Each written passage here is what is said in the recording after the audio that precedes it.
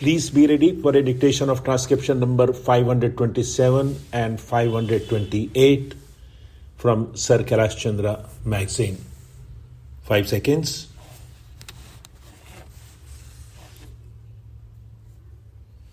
Start. Sir, there are 3 factors connected with industrial relations.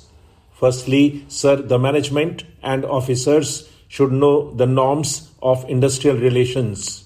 I do not find any training program for training how to deal with the staff or how to deal with problems expeditiously.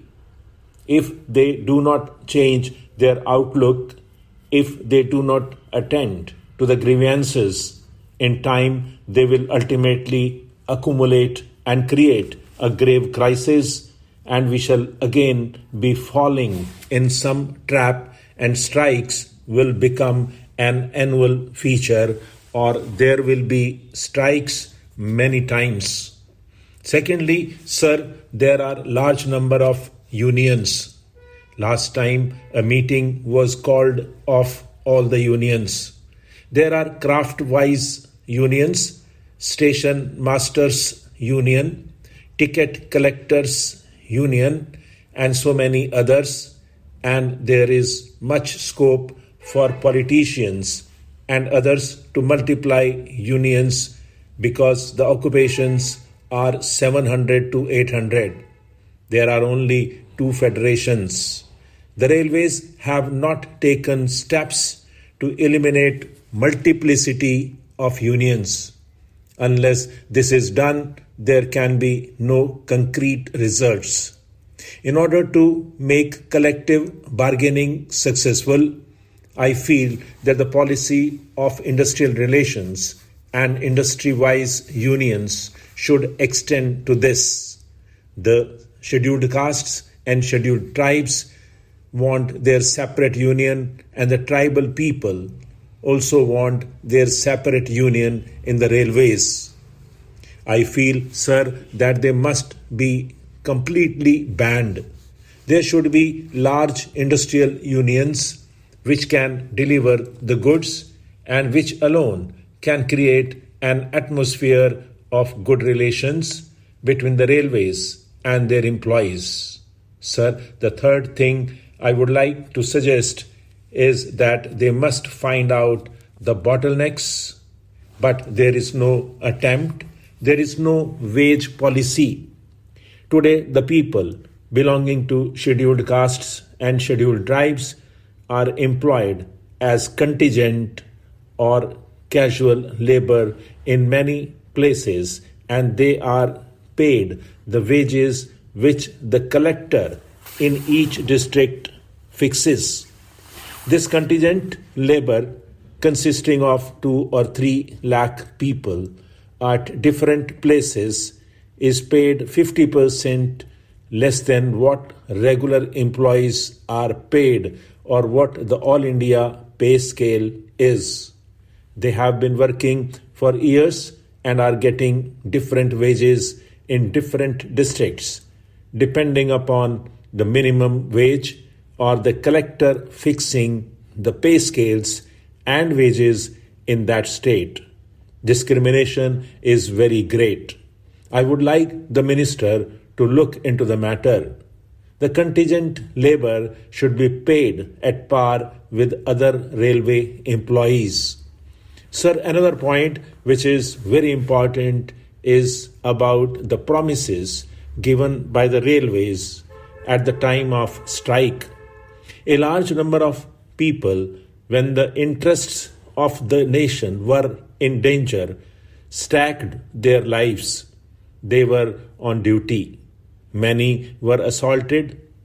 At that time, a promise was given that their children or their dependents will get priority in employment. But instead of that, after the strike was over, many of them were assaulted. I would like to know from the Honourable Minister what happened to the promises given by him to the employees who were on duty, who staked their lives. How many people and how many of their dependents have been given jobs in the last 1 year.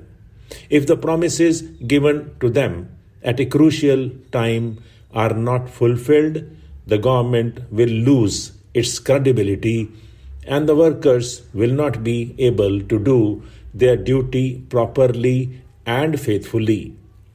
I would like to say two other things for the sake of good and happy industrial relations. Bossism must go.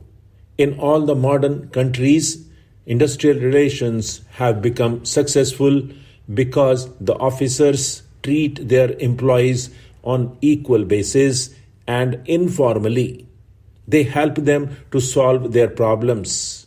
Therefore, the attitude of the officers in the railway administration will go a long way in improving the industrial relations in this vital sector of economy.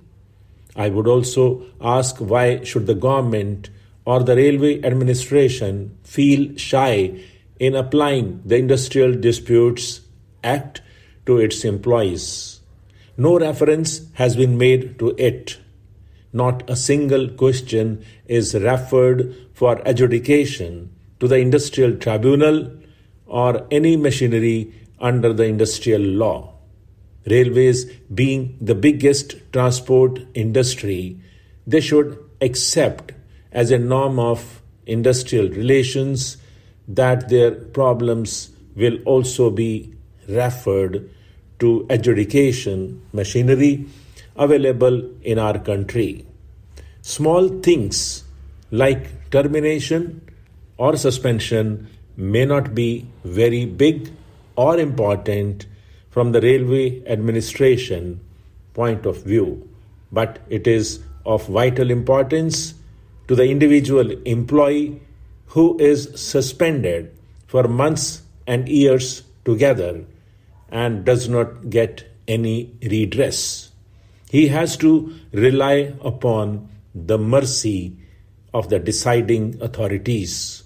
It may take 1 or 2 years. In the state from which I come, under the Bombay Industrial Relations Act, if a man is terminated from service or dismissed, he can go to the labor court and his grievance can be looked into within 3 months. If it is found that he has been wrongly dismissed, he can be reinstated. This is a great deterrent for officers acting arbitrarily. I therefore suggest that norms must be laid down for industrial relations.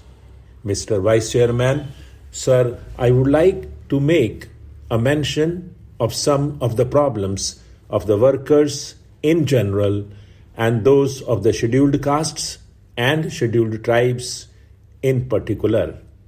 Sir, in the first place, I would like to state that the railway administration does not provide to the workers a speedy and efficacious remedy against their grievances.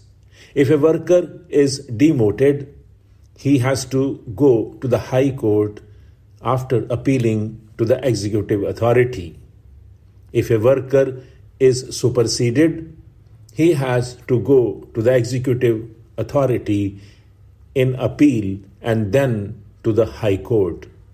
If he is removed or suspended from service, he has first to go to the executive authority and ultimately a right is administered to him to go to the High Court. The result is that if a worker is dismissed from service, even though his dismissal is not proper or wrongful, he will not get the relief unless he goes through this channel of appealing to the zonal authority. Stop.